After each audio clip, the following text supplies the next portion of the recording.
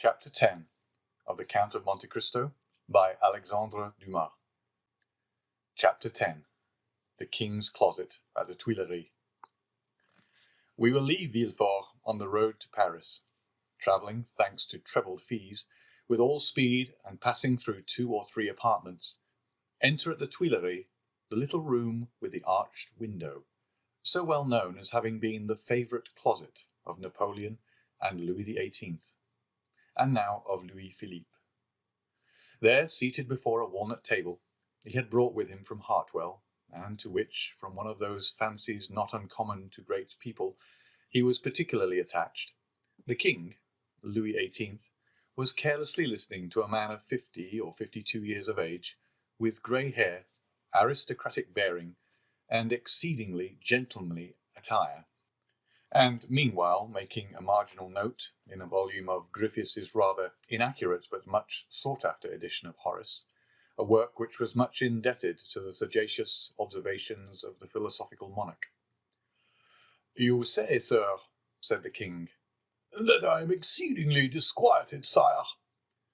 "Really, have you had a vision of the 7 fat kine and the 7 lean kine?"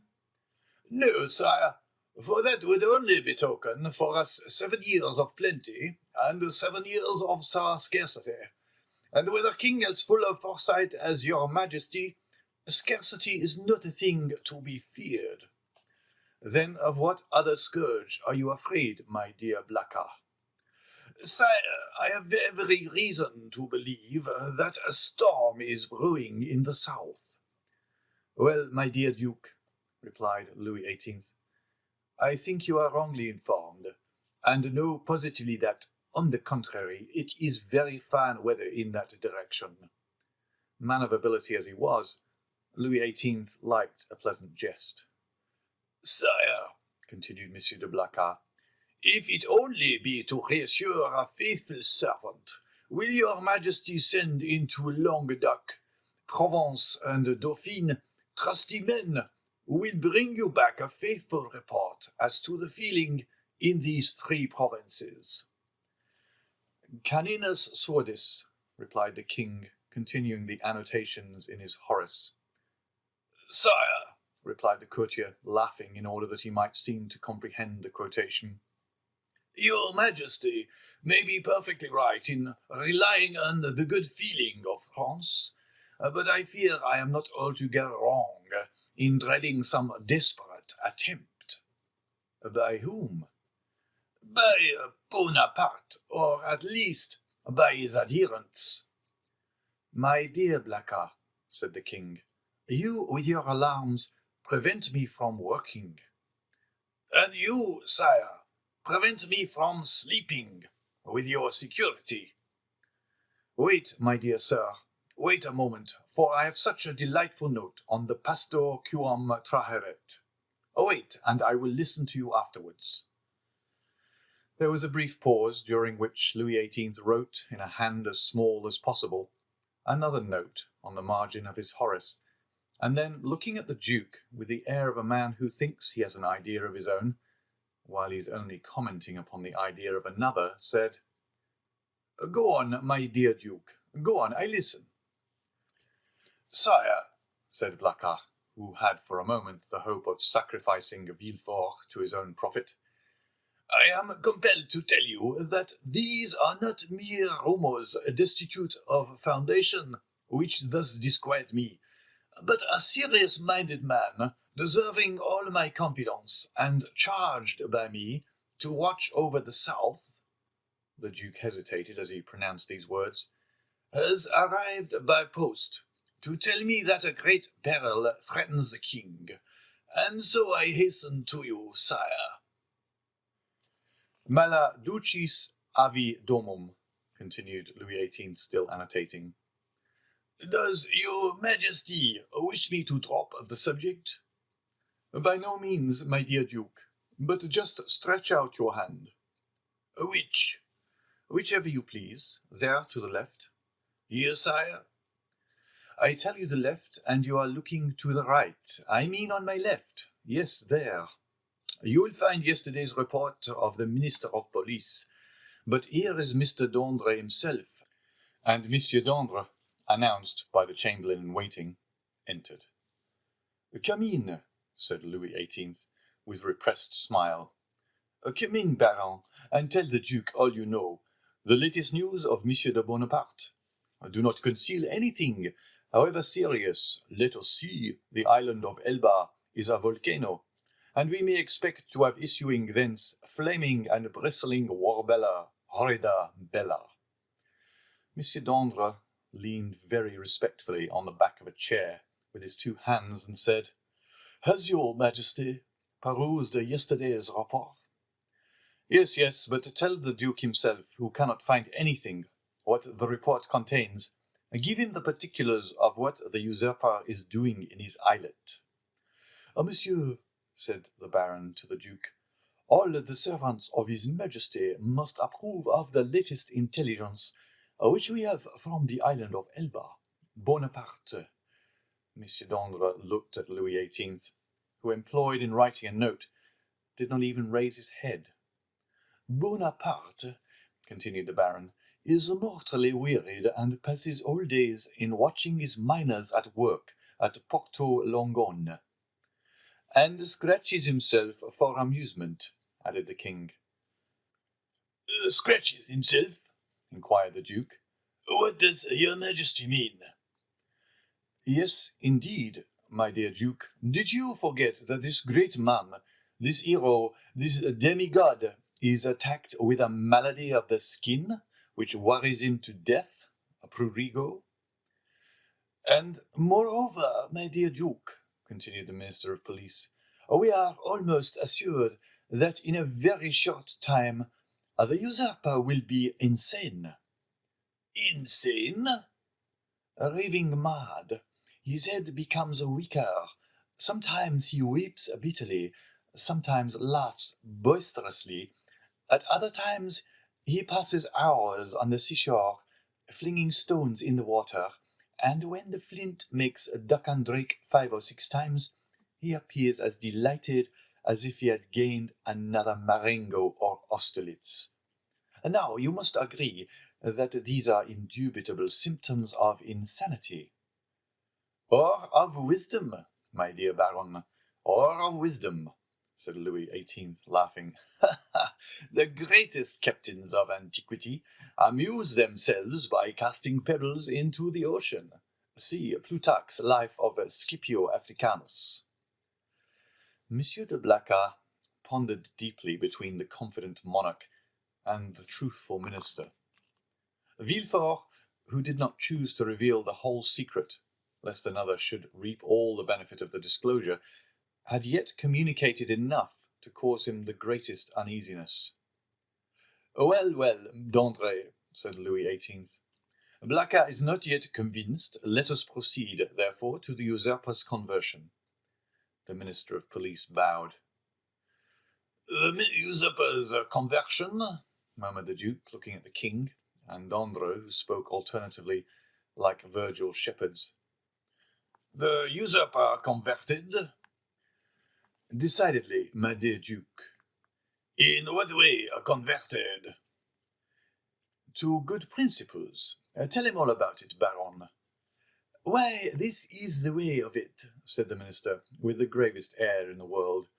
"Napoleon lately had a review, and as 2 or 3 of his old veterans expressed a desire to return to France, he gave them their dismissal and exhorted them to serve the good king. These were his own words, of that I am certain." "Well, Blacas, what think you of this?" inquired the king triumphantly, and pausing for a moment from the voluminous scholiast before him.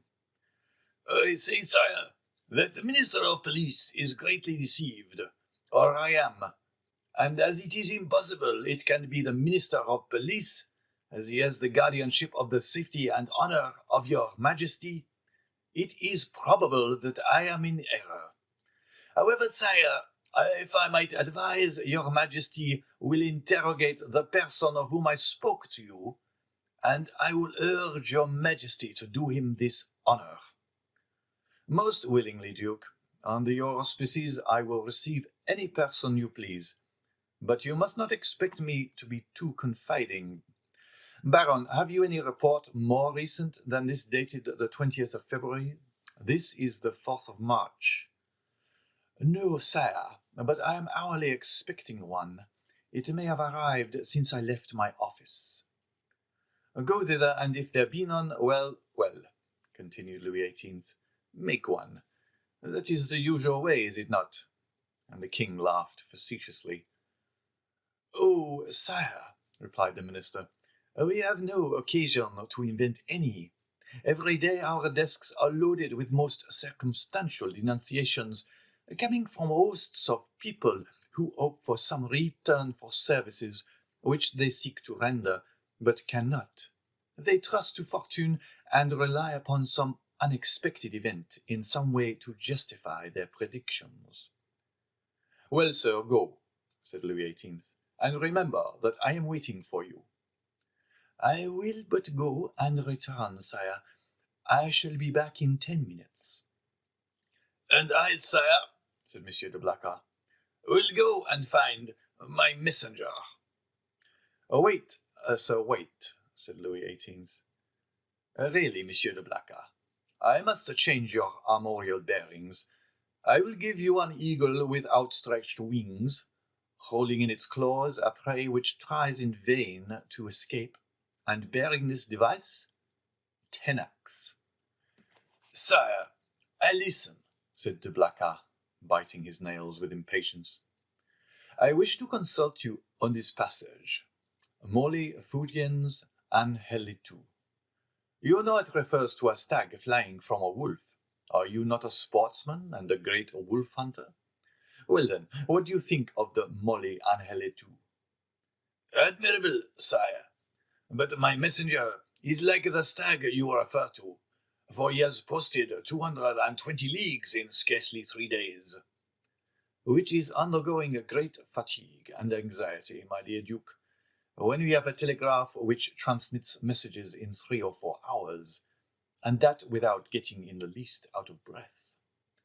Oh, sire, you recompense but badly this poor young man, who has come so far, and with so much ardour, to give your majesty useful information, if only for the sake of Monsieur de Salvieux, who recommends him to me.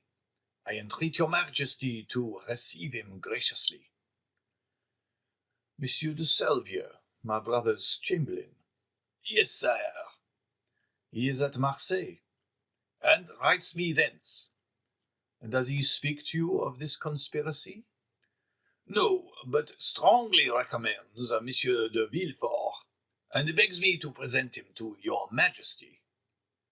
Monsieur de Villefort, cried the king. Is the messenger's name Monsieur de Villefort? Yes, sire. And he comes from Marseille? In person. Why did you not mention his name at once? Replied the king, betraying some uneasiness. Sire, I thought his name was unknown to your majesty. No, Blacas.